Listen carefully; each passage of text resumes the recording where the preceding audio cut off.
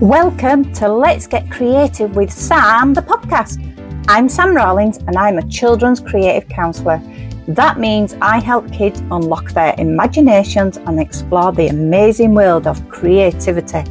But being creative can also be a great way to take care of our minds and feelings, which is super important. In this podcast, we'll be doing all sorts of fun things. We'll be sharing creative tips and tricks that can help us feel good, interviewing other awesome creative folks in the industry who use creativity for mental well-being, and maybe even doing some creative challenges together that can help us express ourselves. So buckle up, get ready to unleash your creativity and explore how it can help us feel our best, and let's have some fun. Hi everyone, welcome to my series, my show, Let's Talk About Creativity. And my name is Sam Rawlins and I'm a children's creative counsellor. And I love talking to different people, inspirational stories, things about mental health, and of course, creativity. So today I've got a very special, actually I've got two guests, but one of them, for their own kind of like protection and everything, they've chose not to be in the screen, but they are going to be speaking. So I would like to introduce Lucy Hall and her daughter. Hi, Lucy. Hi. Daughter, are we allowed to call you by your name? Yes, of course. First name's fine, yeah. So hello, Sophie, as well. Hi. Okay, so Lucy, would you like to introduce yourself and then Sophie as well? Yeah, so my name is Lucy Hall. I was a teacher for 18 years, and then just a few months ago, I chose to step away from teaching, and I've started my own business, TimeFit Tuition and Carnelias coaching. So I've got two things that I do. I do academic coaching to help busy teenagers achieve their full potential in their exams without giving up their well-being or their extracurricular activities like sport or performing arts. So I teach them how to revise quicker so they can work smarter, not harder, and still achieve their best. And I also coach women in midlife who want to reclaim their headspace from alcohol. So I'm a sober coach with Carnelias. And then Sophie, do you want to introduce yourself? Hi, my name's Sophie, and today I've just had my first day at high school. All very good, and I'm turning 12 almost. I don't have a job to explain. I'm very happy to be here. Thank you so much, ladies. So I've already spoken to you, Lucy, before, haven't I? We did a previous podcast episode, and this one's a little bit different. So can you briefly tell me what made you come on again with Sophie? So I knew, so Sophie has worries like all young people do, and we have our ups and downs as a mother and daughter, and Sophie's dad, my husband, and her little brother Arthur, we have our ups and downs as a family. And I was talking with you, Sam, and we were talking about how it might be really, really helpful for other young people to hear from a young person themselves how we deal with those worries, how we cope with those relationships, how we work through things together. And Sophie said she was going to be brave and give it a go. Well, I'm going to say thank you, Sophie, because you are the first young person coming on as a podcast interviewee. No, that doesn't sound right. So as my guest, and I'm really honoured that you chose to come on with your mum today, so thank you so much. Thank you. This is going to be really, I think, like you said, Lucy, this is going to be so helpful for so many families who might struggle with, like you said, you're nearly 12, so you're coming to that teenage as well. And we know as parents, even as a grandparent, how difficult teenage life can be for everyone in the family. So let's kick it off then. Okay, so first of all, Sophie, would you like to share kind of what you worry about the most? It's mostly just the small things, like if I'm in bed and all the lights are off around me, my door might be closed, then just be like, oh, I'll turn this light on. I know a lot of people might not have that at my age, but any people watching might. And I think it's mostly just the little things for me. Like this morning, I said I've had my first day at high school today. And this morning in the build up to today, I kind of didn't feel anything. I wasn't worried. I was excited to see some of my friends from out of school and a couple from in school. So it's not really, for me, it's not the big things. It's just certain things might just kick off a little bit more than others. Okay, thank you for that. So when you say the little things, I guess it's kind of like you manage the big things better, but then the small things might make you maybe feel overwhelmed, a little bit more anxious. Yeah, would you say that? Yeah, I think so. Yeah, definitely. Tell everyone about some of the times when, like, give an example of a small thing that's sort of got you really upset and seemed quite big at the time. All right. Have a think about that. Right, so one time you and my dad were having a bit of an argument and saying some things that kind of not hurt my feelings. I was worried about you two because I'd never seen you like that before, and it seemed at the time like something had gone extremely wrong and everything was gonna stop and everything was just gonna felt like everything was just gonna crumble a little bit with our relationships. But now that I'm thinking back to it, I know it was just a bit of an argument. Everybody has them. No, nothing too bad was said or anything. So that just sometimes when that happens, it feels like the whole world is ending. And then you think about it the next day and you're like, oh, it's all right now. It's sorted. Yeah, we're very lucky in our house. Me and my husband get on really well. We share all the duties and everything in a really non-traditional way. Dad does most of the cleaning and the cooking, and I am trying to set up this business and, get off the ground and get back to being the breadwinner that I was when I was a teacher. But every now and then, if we really disagree about something, because we haven't had a lot of practice at debating things, because normally everything runs quite smoothly, it can get really heated. And I think I remember the time you were talking about, it was a few weeks ago, wasn't it? So I know exactly what Sophie means, but like me and Chris knew it was just a normal sort of version of conflict. But of course, we never thought to the kids, it sounded like, Mummy and Daddy don't get on anymore. This is the end of it all. It's all going to crumble. So then we had to do quite a lot of reassurance and go, actually, sorry, that must have sounded like the end of the world to you guys. But yeah, sorry, we should sort our differences out in a different way. But on this occasion, voices were raised, but everything's fine now. And I think, sometimes a household that's very calm when everybody's maybe just getting on with things, it's fine until it's not fine. And then when there is an argument, nobody knows how to deal with it. But at least we've been through that now. Yeah, definitely. And it sounds like that you all reflected on how you all kind of reacted as well, and how, and even though behavior doesn't sound like a good word, it's almost, isn't it? It's the behaviors that happened that made obviously Sophie, I'm guessing her brother as well, worry that you two were like, that's it. You were kind of off. You were off. You were finished with each other. I think as adults, we don't always think about how the children might think about it, do we really? Yeah, absolutely. We do try to reflect if there's if anyone in the house, causes other people to get annoyed or upset or hurt. We always try to do okay, well, how do you think that made them feel? But sometimes you're just too cross and you have to wait quite a while. Well, yeah. You can't can't always deal with it straight away.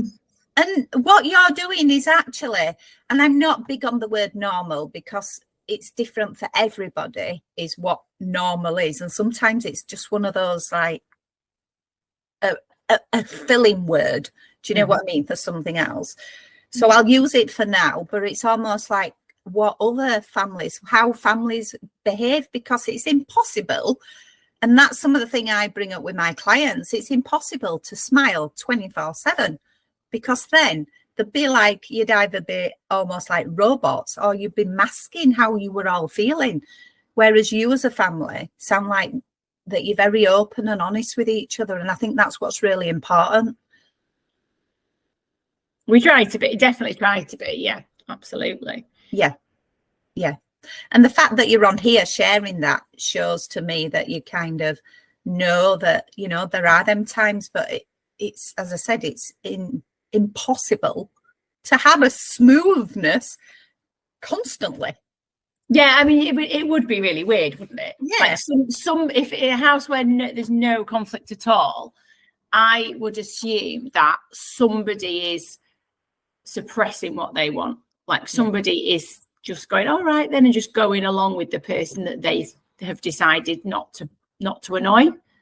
And you'd have to go, well, what has that person who's in control of everything done to make everyone so worried about saying, well, I don't want to do what you want to do? Like, yeah, you know, yeah, so definitely. I think conflict is healthy, isn't it? Ultimately, we encourage, I mean, young children go through a lot of conflict. And you said that Sophie's got a younger brother as well. So I can imagine, you know, you experience that quite often. What would you say about that, Sophie? Sorry, what was that? I didn't hear. So conflict and fallings right. out. How do we deal with them? Well, if, for example, if me and you had a falling out, Arthur would try his best not to get in the way of us, and he wouldn't try and take anyone's side. He might make a comment. I know I would make a comment on somebody and how they're dealing with the situation or what they're doing in the situation. But we wouldn't take sides. We wouldn't try and start another fight with one of the people or both. We try and keep away from it, try to keep calm and not get ourselves involved and just stay out of the way. Yeah, that sounds a really good way of looking at things as well. And quite mature as well, Sophie, you know, to be able to already recognise what'll happen. You'll end up with this cycle going on if you all get involved, and it's who's got the power and who wants to end it and, you know, and continue it. And then it gets too messy, really, doesn't it? So, yeah, that's really a good point for people to hear. Okay, so let's move on. Are you okay there, Sophie? Yeah. Great. Brilliant. So, so you said you started high school today. We had a brief chat, didn't we, the other day, just to kind of see if you felt okay to be on here. And that was, you know, that was important for you. And I appreciate that's what you needed. So we briefly spoke about like you starting high school, didn't we? And you said you've had a good day. What were your expectations, or what did you expect before you even got into school then? Because you said you was not 100% sure to start with. Well, when I got right before, on the way, before I even set off to get to my bus stop, I was like, right, new school. I know what it's like. I've been on the transition days and the open evenings and everything. I pretty much know what it's going to be like. I just don't know the children and the teachers that well. Yeah. And then as soon as I set off to the bus, you came down with me a bit. And then as soon as you started leaving, I was like, where am I going? I can't remember how to get to the bus stop. But thankfully, there was a group of Year 11 boys behind me, and I managed to get there. And then when I got there, I was like, oh, finally. And I think my expectations was just like, it's probably not going to be as fun as my primary school was, but they're going to try and make it as fun as possible for the Year 7s joining.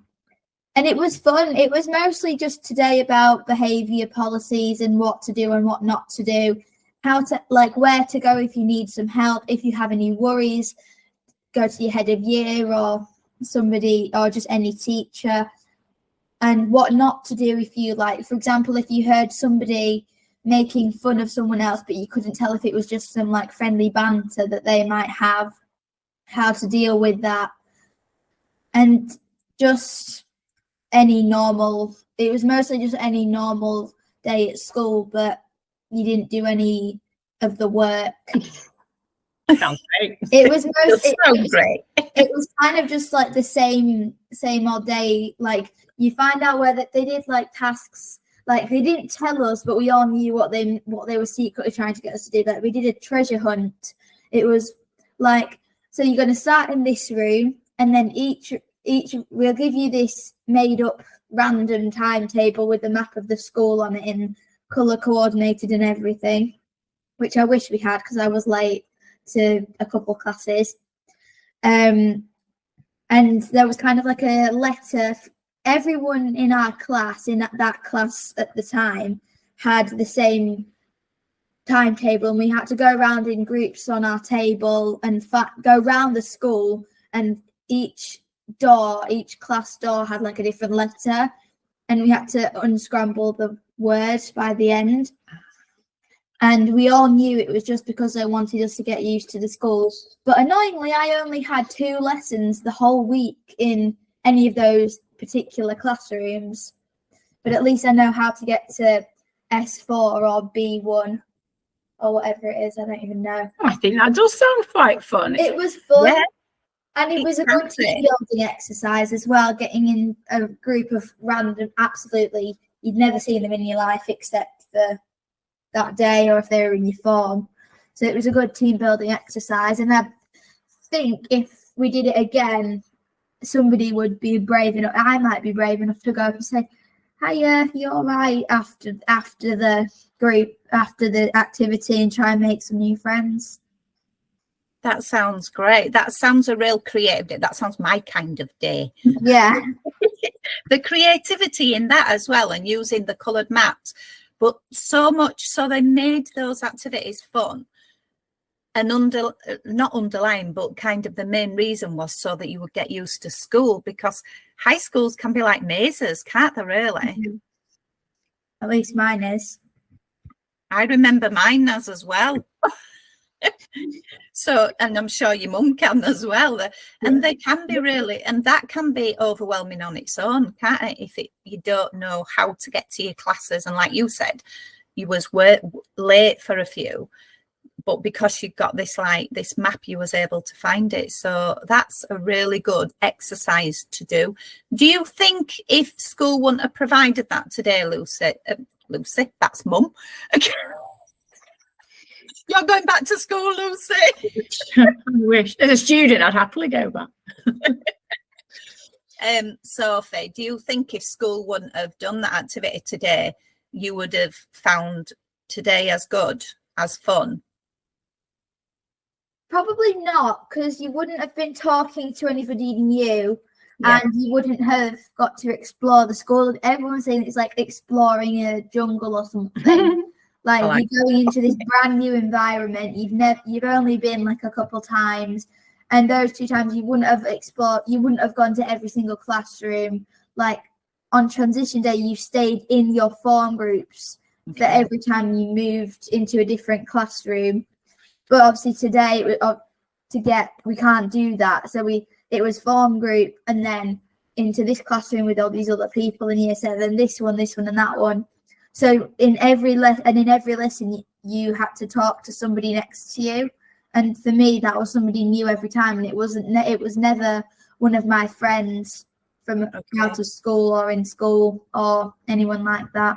So I think I would have found it, I wouldn't have found it like so much less fun that I came back all miserable and I was like, I don't want to go to school. I'm going to stay in year 6 actually. I was going to say year 5, but they're not year 5. The year 6s. Yeah. Go on.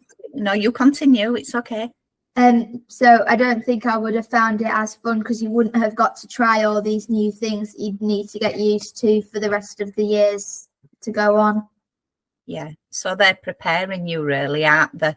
And what else I heard you say was about if you are worried about anything or you hear something said, that you've got that support in school, and that's really, really important, isn't it? Yeah. So, yeah, so I'm really pleased for you that you had a really good day. Okay, so we're talking about kind of relationships within the family and anxiety, and sometimes anxiety can change how you feel about yourself. So then you don't always want to like have that niceness with each other. Niceness isn't the right word, but do you sometimes find that, Sophie, because of how you're feeling yourself? So we've talked about when you've seen like your mum and your dad arguing and how you felt about that, but what about yourself, how you feel? When for example, if I see my parents arguing, I might feel like I said, it might feel like everything's crumbling and everything's gonna be different. And I'm not particularly one of those people that finds change or something being different to how it normally is like really hard. But depending on what it is, I can.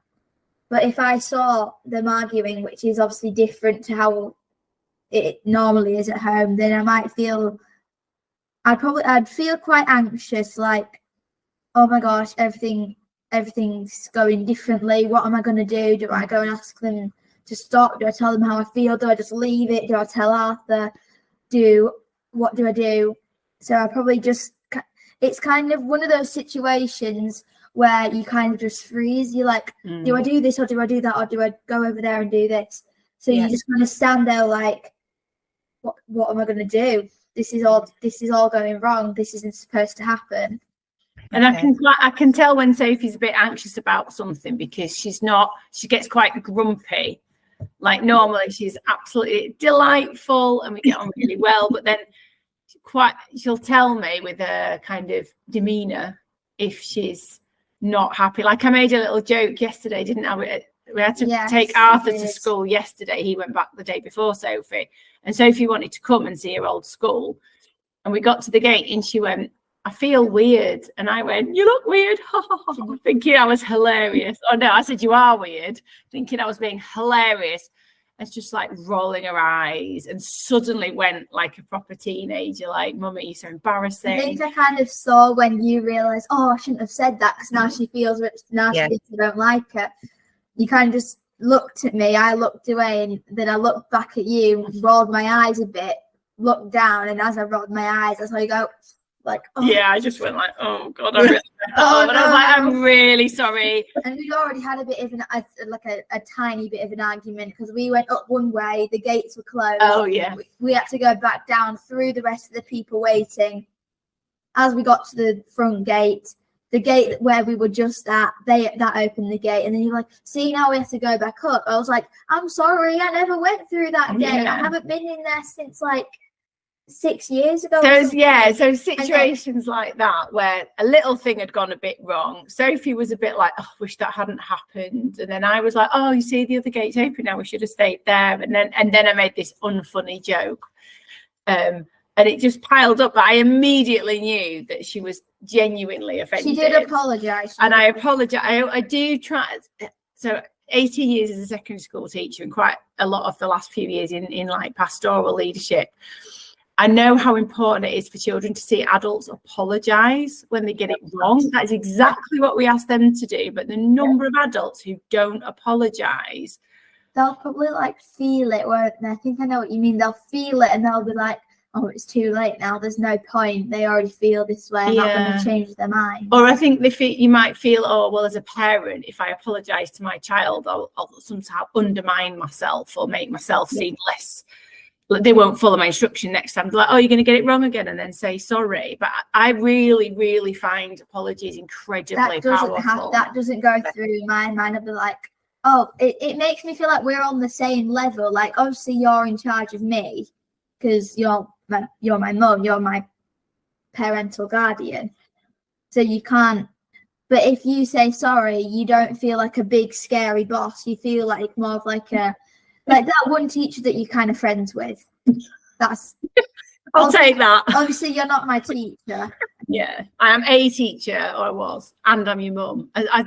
My kids have both told me sometimes I come across too teachery. Sometimes. They're like, in the middle of term, I'll just come home and be like, the teacher voice hasn't switched off yet. And they're like, now.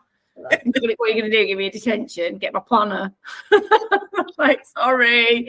But yeah, I think apologies are so powerful. And like you said, like it might put you on a level, but not in a way that you're diminished in your child's view, more in the sense that you are doing what you asked them to do. Like if Sophie and her brother fall out, I will ask whoever admits they're in the wrong, or whoever I feel is in the wrong after I've investigated, to say sorry. Well, if I put myself in the wrong and then don't apologise, that's not modelling good behaviour. If we're in an argument and then you say something and then you don't apologise, I'm going to like try and squish down my feelings, like she probably didn't mean it. But then at the back of my mind, I'll be like, what if she did mean it? What if she doesn't like me anymore? Oh, that's awful, isn't it? That doesn't happen. That's happened probably once, and that was probably like last year, a couple of years ago. And it's not something that like comes back to haunt me every day. I just have a weird memory of the most random things that aren't important. But if you say something, you don't apologise, I'll be like, she probably doesn't mean it because she wouldn't do that. She's my mum. She's not done that before. But then at the back of my mind, it'll always be like the stress, the fear of, and then I'll think it's my fault. I'll think, I've been to annoy her. I've made her upset. I've hurt her feelings. I've done something that I didn't mean to do. Or I've done something that I thought was nice, but she took it as in a bad way. Yeah, like because sometimes with me, particularly, that happens a little bit. I'll sound extremely sarcastic, and sometimes I realise that I'm like, sorry, that was really sarcastic. I didn't mean it. It just came out wrong. And sometimes I don't mean it. And then after I say something, I'll just think, wait, did that sound normal? Did that sound the way I wanted it to sound? Yeah. So Sophie has this habit of sometimes she worries that she sounds really sarcastic when she doesn't mean to. I don't often think you do, but you know, that's when I start going, well, why is she sounding a bit sarky, a bit grumpy? Have I done something wrong? Sometimes she goes, no, sorry, that just came out wrong. And other times it'd be like, like you're really annoying me. I need to do my homework. And you keep hovering, going, how is it going? It's like a domino effect. You say a joke to me, I take it the wrong way. And then I might do something to you, but then not mean, like I'll say something, it'll sound sarcastic. I think it sounds normal because that's the way I would normally say it. Yeah. And people don't say to me, don't say to me like, Sophie, why did you say that? That's really rude. No, they'll just get offended and keep quiet, and then they're resentful. And then you'll think like, oh, she's really cross at me. What have I done? I need to be really nice. You'll come be nice to me while I'm doing something. Like, can you go away? And then I'll actually get cross at you. Yeah, we get that when I'm like trying to make up for it. I don't actually go, have I done something wrong? I'll just go away for a bit and then come back and be all, would you like a drink? And then I still get, can you leave me to it, mummy? Then I'm like, look, we need to talk about this. We can't just keep being grumpy and have this domino. In the end, and we realised along the way something's gone a bit wrong when we didn't mean it. Yeah, it's just taking the time to talk it through. And I think you've got to assume the best of your family. Like, of course, even if someone's not been very kind, there's probably a reason. Something was bothering them. Maybe it was you. Maybe it was something that happened before you came into the situation. And just try to work out why we're so grumpy and then talk it through. I mean, that doesn't always work. It doesn't work with Arthur. He will just be like, meh, meh. You know, he just won't say anything, or he'll go, meh. He doesn't want to talk. He just needs to be left alone. And then at some point he'll recover and you can go, was it okay to just ignore me when I was talking? He'll go, no, I'm sorry. I was just hungry. Yeah. In a bad mood. And you know, you got to look at your children as individuals. Like, one style doesn't fit everybody. No, not at all. So what comes across from like what you two have been sharing there very openly is the respect for each other. It's there, you know, it's like, and you're really kind of in sync with each other as well, you know, what I mean? You like, even if your mum's upset you or anything, Sophie, you automatically like, oh, you feel it as well. So sounds like you've got really deep feelings as well. Yeah. You might possibly be an empath as well because of how you feel and how you are with your mum as well. It's just such a beautiful connection. It really is, to be able to see it and hear what you're saying. But the other thing that come about is that something small becomes bigger. So when you talked about it's the little things that bother you, Sophie, it sometimes the small things become big things because of the overthinking, the overwhelm, and your worry because you feel that you've upset somebody. Does that make sense, Sophie? Yeah. Okay. So I've just checked we're okay for time. So we've got time for one more question and then we'll look at doing the tips and things. So the next one is kind of, and this is it can be controversial. So I thought we'd leave it for the end. So, and again, it comes to the respect and how we are as parents and how we are as children. And we know that smartphones are huge. Everybody uses them. But I think sometimes that we're saying to our children, for me, my grandsons, that they're on their screens too long. But then you only have to look at yourself and you're like, oh, especially us business women as well. We use them so much more. And I just wonder, Sophie, how you feel about that, if you might be reminded about screen time, if, you know. We are reminded not too frequently, but I think we could, especially me and Arthur, we could cut down on screen time a bit.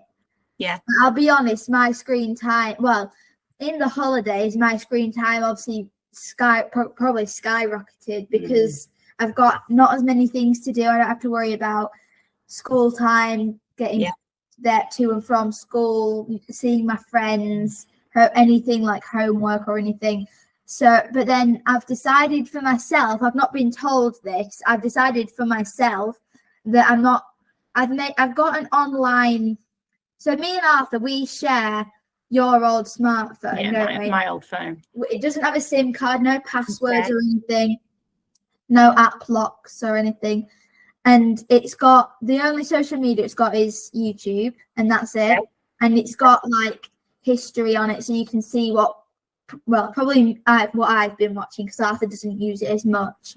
But we have to like ask if we want to download an app. So, and obviously me and Arthur know that if we say like, can I get Instagram? Can I get TikTok? Can I get Facebook? The answer will be no. And I don't have this, I was going to say, on that phone, I've got like an online planner. So I've got my morning routine down. So for example, wake up, make my bed, shower, and then up till leaving the house. And I've decided, other than ticking off those things on there, I'm not going to go on any social media, any other apps. I'm not going to watch any videos in a morning. And then after school, if I get any homework, I'm going to have a small period of time where I'll have a timer on whatever I'm using. Yeah. And I'll probably tell you to put one on as well, so you can tell me. And then I'll do my homework after that break. So then I'm not extending my work. You can have a little time with the screen and then do your homework. Yeah. Right. And this is all new to me. This is all. Oh, wow. Sophie's come up with this herself. I decided it. And so I'm not putting any screens on in the morning other than ticking off those little things. And then a bit of a break, probably half an hour after school, just to do what I want for a bit, and then homework, and then I probably have some sort of after school club by then. Yeah. Sophie does quite a lot of like dancing and musical theatre. Yeah, so she's out and about. So yeah, that's a really good idea actually. If you can get through that bit after school and before you go to dancing. If I'm still in my work, in my school, in my working learning brain, and then I get home, I'm like, right, this is my relaxed space, this is where I'm used to, so then I can have a bit of time just to chill out, probably get into some different clothes, because my uniform is quite restricting. It's not too small, it's just not the most comfortable thing. and then I'll have a little break, and then I'll be on my homework. But I don't have a smartphone. I have a different phone with you can't download anything. It comes with the only app you can get is the ones it's got, and it's just for messaging parents and I got a lot of people's numbers at the end of year 6, because obviously I wasn't going to see any of them because none of my friends are going to where I'm going for high school. Okay. So it's just for messaging, calling. It's just for emergencies. Like, for example, I had a bit of an emergency this after school. I got on my after school bus, which was the school bus, and then either it's changed its route or the bus driver went the wrong way. It wasn't going the way I knew it was. We thought it was going to go from what we read on like the website. Yeah. So me and this other boy that I knew from one of Arthur's after school clubs, who I recognised, I could see he was a bit panicked as well. We were like, what's she doing? We don't know where to go. We just got off. I called you. You told me where to go. Thankfully, I wasn't like 5 miles from home. No, it wasn't far away. It was like half an hour of a walk, probably not just even a bit longer than that. Not even actually. Yeah. Yeah, I was glad that she had a phone. If I'd been completely strict on you're not getting a phone at all. I think I would have known where to go because we were by the gym. Yeah. But it was good because she rang me. It was 3:20, and I thought, oh, that's nice. She's ringing me as she walks up from the bus stop. And I thought, Mummy, I am lost. I think the bus driver went the wrong way. Like that. And I had to go, oh, okay. And we worked out where she was, and it worked really well. Fine. It's just for emergencies. It's got a couple games on if I'm bored. Yeah, it's fine. It's a good compromise. And some people have said to me, well, you know, your child needs a smartphone, you need a tracker on them. And I'm like, well, if she's got a phone that she can ring me on, she doesn't need a tracker. Equally, I know from my running that I do that you can get a GPS tracker that you just drop in your pocket. You don't have to have a smartphone to have a tracker, you know, to know where your child is. If I find one of them in my bag tomorrow, I'm going to I would tell you. In my bag. I would tell you if I got you one. But also, the thing that I read something recently on Smartphone Free Childhood, which is like a campaign group that's been quite recently formed to kind of get the government to do more to support children to have a proper childhood before they get online and start seeing stuff that they probably shouldn't. And it said obviously giving your child a smartphone gives them complete access to the internet. So everything that's on there, all the anorexia, sites and, you know, obviously totally inappropriate material, but also it's giving your child access to the internet. It's giving the internet access to your child. Absolutely. Putting it that way around made me go, no, I don't want that. And I've dealt with enough safeguarding issues in school. You've had a lot of experiences with that in 18 years of children who have got in a lot of bother online, you know, with images that they've been persuaded to produce and share, and then been blackmailed, and then of course the family has to get involved, and they're like, oh my god, the whole point of this was that nobody would see these images. And it's like, how many PSHE lessons did we do on not creating and sharing images of yourself that you wouldn't want your mum to see? It's all right, I guess, to have a smartphone, but then if you have a smartphone with social media, then that's not good enough. It's not a great idea, is it? Your child access to and I think by hearing what you're saying, Sophie, is you've accepted what the phone you've got, you know it's there for emergencies, and it was needed today, and that's, you had it kept you safe and protected. But then the other side of it is you've kind of thought, okay, well, this is a phone I've got, but you're still using it appropriately by creating a planner on it. And what I feel, you know, and I know it's only my opinion as such, is that because your mum's not give you all these like hard time with using too much screen time as such, you've become aware yourself, you've recognized it, and then you've thought, right, I'm going to do something about this because I've realized I'm using it too much. So a real credit for you, Lucy, I've said it again, for you. Well, both of them, I think. Well, both of you, absolutely, Sophie. A real credit to both of you. I know. If we had this chat last year when if I was in year 5, so technically just last year. Year before. Yeah, but just. you know, then I would have been like, no, I need a smartphone. Everyone else in my class has got a smart. I was like, and there's a lot of year 11s by me. There's some year 7s next to me. So I'd rather not get it out, because then I'm going to have to deal with, oh, well, it's just for emergencies. I know it's a bit embarrassing because it's a pink flip phone. But, and as Sophie's primary school did a pretty thorough job on online safety. Every year we had at least You can tell. two talks in class on online safety, and then maybe 2 or 3 assemblies with the whole entire school. I think they got the 4 and 5 year olds in as well, the little nursery kids. They had every person who could have access. Obviously the little 4 and 5 year olds might not have access to online, but if they got their mum or dad's phone and they said can I, let me just take a picture of you. Oh, mummy, I like your dress. Can I take a picture of it? Because I know a couple of children who did that when they were in F2, who would now be in year 1. No, who would now be in year 2.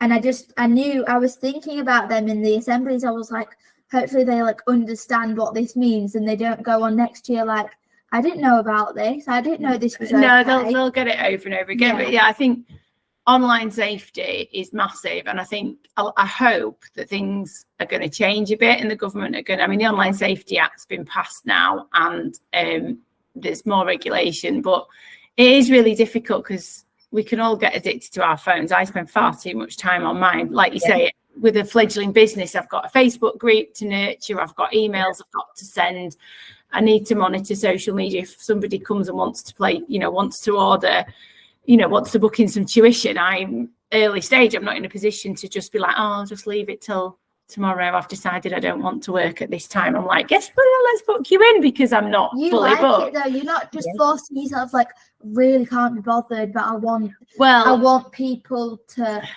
I want money. You're not just doing it for I need more money because I've stopped teaching and you're doing it. You might be thinking it's partly because of that, but mostly because you want to help them. Yeah, I really love coaching people. It's not like you're in I've literally only just learned what GCSE stands for. I've only just learned how to help these children in what they need to do, because you've had 18 years. Yes, don't making me feel old. But my screen habits are not great, but I do keep explaining to kids, this is work. I'm not choosing to do this. I have to do this, but as soon as I can stop taking bookings because I'm fully booked, then I won't be on my phone as much in the evenings, and I won't be going on Zooms at night. That you're in here, because your little office might one day be in the garage, which is kind of like a separate building, just obviously in our garden. So it's nice at least that you're in here. Yeah, I'm in the house. She's literally sitting, ignoring everybody right on the phone, on the laptop. Yeah, they can see that I exist and remember me, even though I'm I'm on a Zoom. We don't take it in a bad way, oh, she's on another Zoom. You're yes, the other day or yesterday when Arthur was at school, because he started yesterday, you were on a Zoom all day, and I was kind of just my screen time was probably quite long yesterday because I was just waiting for you to come in and be like, you're all right, and every time you came in I was like, do you want to go out, do you want to get a drink somewhere, do you want to go to Bradford, because you even wanting to, and I was I'm on another Zoom in 5 minutes, I'm so sorry. But I wasn't oh, why are you on so many Zooms, this is so annoying, you're the worst mum ever, why do you have to no you were really good. I'd rather you, because if you weren't what I do sometimes, if we've got a guinea pig, if I need to feed her, then and the food is in this corner down here.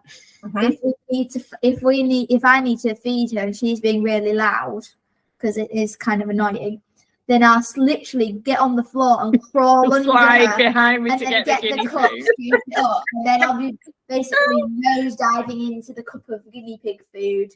Yeah, because I'm on the floor, but I'm not just going to walk past your colleagues or your. You can if you want. People quite like a child appearing in the background of a Zoom. I think.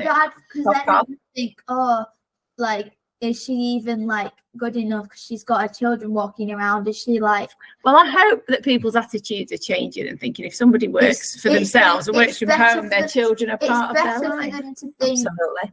It's better for them just to for me and Arthur just to try and avoid being like on the screen. Yeah, you can try. But you can try. If it's just if you had 100 people on your webinar and then 98 people think, oh, this is really good, she's got her children, she's involved with family, other two people might be thinking, oh, well, she's got her children running around, she clearly can't teach her kids how to behave, how can she teach a stranger child and me? Yeah, but like you say, it's hardly anyone would think that. Exactly, but even those, but it's like, what's something that might happen? Like, if you're like maybe like a vegetarian, even that one person that could save some animal's life, I guess. But if you know what I mean? I'm not sure, but I think Sam's quite keen to get onto your tips that you were going to share. Yes, I feel though, Sophie, that seems like another episode. Hopefully, just a whole episode on smartphones. Yeah. Thank you for sharing. I can tell you've got a lot of passion as well. Yeah, I think she really does. Talking. No, you're not over talking at all. It's wonderful that you've come on today because, as I said, it means a lot to a lot of families to hear from young people and the connection within the family as well. So thank you for that. But yeah, as your mum says, let's do our tips. So have you had time to think about your 3 tips, Sophie? Well, I've had the time to think about a couple while you were asking questions. Okay. I think one of the tips is even if what you've heard on this is like maybe, for example, about smartphones, like, all right, she might think she doesn't need a smartphone, but I have I don't have any phone and I deserve a smartphone. Like I deserve it because I'm the best. Or everybody else has got one. Everyone else has got one. Why don't I deserve one? It's not, parents aren't saying you don't deserve one, but they're trying to save, like they're trying to keep you young, like they're trying to keep you young and not, like you said earlier, you're not only just letting your child explore the internet, you're kind of letting the internet get to know your child. Yeah. Like we on that, one of the tips is just try and look at what your parents are saying about something from a different perspective. Yeah. Like if you've heard something on here and you disagree from what you've heard from your parents, that's probably what I've heard from my mum. But now that she's told me so many times, well, not so many times, she's told me enough time for me to understand that now that I'm thinking, now that I've thought about it, I do understand what you mean, and I know that you're just trying to look after me. And my sort of addition to that tip is, like, if you're going to ban something, make sure your child understands why. Absolutely. And you're not just exercising control, you're not just trying to prove that you're in charge, that there's a reason, and tell them what the pathway is to getting a phone. So when you're this age, I'll let you get this type of phone for these reasons and with these apps on, and you're not getting Instagram until this age because of this and this. For some apps, children, they don't know how to use it, and then they do something on it. Yeah, they do something on it, and they're like, I didn't want to do that. I don't like what I've just seen. That makes me scared or upset. And that's it. A lot of children, and again, with my teaching experience, I'm lucky to know children they genuinely don't realise what being exposed to harmful content is like until after it's happened. So sometimes you have to just say, if you show them some harmful content in order to protect them from harmful content, they're going to be traumatized. So you have to say, I can't show you it because it would do you a lot of harm. It would give you nightmares, or it would give you thoughts that you can't get rid of and that you don't like, and pictures in your head you don't want to be having. And I know you might think, oh, nothing can be that bad, and you almost be like, oh, I want to know. But trust me, it's not worth it. And you have to I think you need to educate your children about why the rules are the way they are. Whether it's like we all sit and eat as a family, or, why you can't play with the contents of the knife drawer. You have to just explain it's dangerous, or it's harmful to your health, or it's harmful to your mental health is a perfectly valid reason as well. Yeah, definitely. So yeah, I think that is a really good tip. Thanks, Sophie. Another tip that I've got. I think we need to go in a minute. Sorry. Is this I don't mean to cut you short, Sophie. Is this a super long tip? I'll make this one quick. I know I've been talking for a while. Just if you've got worries, but people have not told you that, like friends, they've not told you that they've got those worries. They probably have similar ones or different ones as well. I can promise you, you are not the only person worrying about, like, you're scared of the dark when you're still like 11. Like, I'm a little bit scared of the dark, a little bit, and I'm 11. So I can promise you, you're not the only person that's worried about something. You might be like, oh, I'm this old, so I shouldn't be scared of it. But definitely. You are not the only person that you know. I can guarantee they're just hiding it because they think it's embarrassing as well. It's always worth telling people, isn't it? So they can go, oh yeah, I have that too, or I have something similar, or I know someone else with that, and you don't have to hide anymore. And always tell an adult, tell your mom. I tell you pretty much everything that I'm worried about, and so tell a parent, tell an adult at school, tell somebody that you're nervous or stressed or something. Absolutely. Right,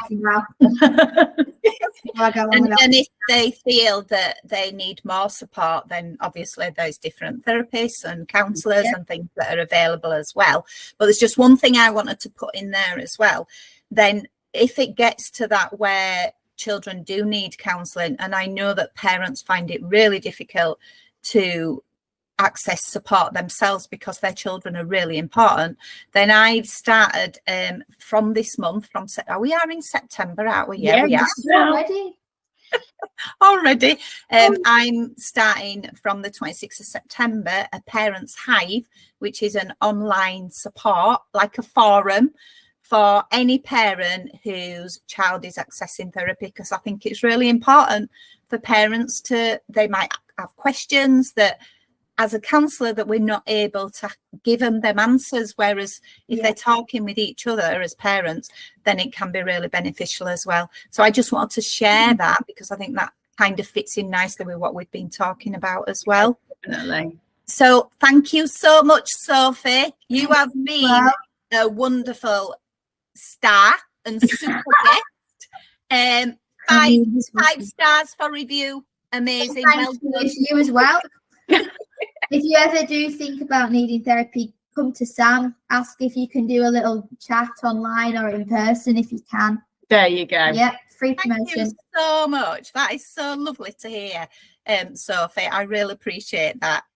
It's been wonderful. I've really enjoyed listening to you, talking with you, and you as well, Lucy. And I just want to say thank you so much. So this will be available on Spotify.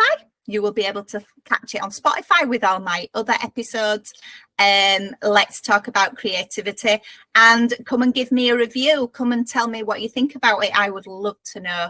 So I'm just going to say thank you, ladies, for coming. We've definitely run over, but it doesn't matter because it was a really important subject. I can see that maybe you might come back in a couple of years or so, Sophie, with them to share about. Yeah, wonderful. Well, the secondary school journey. Yes, that would be amazing. Okay, well, lovely to see you both, and so thank you everybody for listening and watching today, and I will see you all soon for another episode. Bye for now. Bye.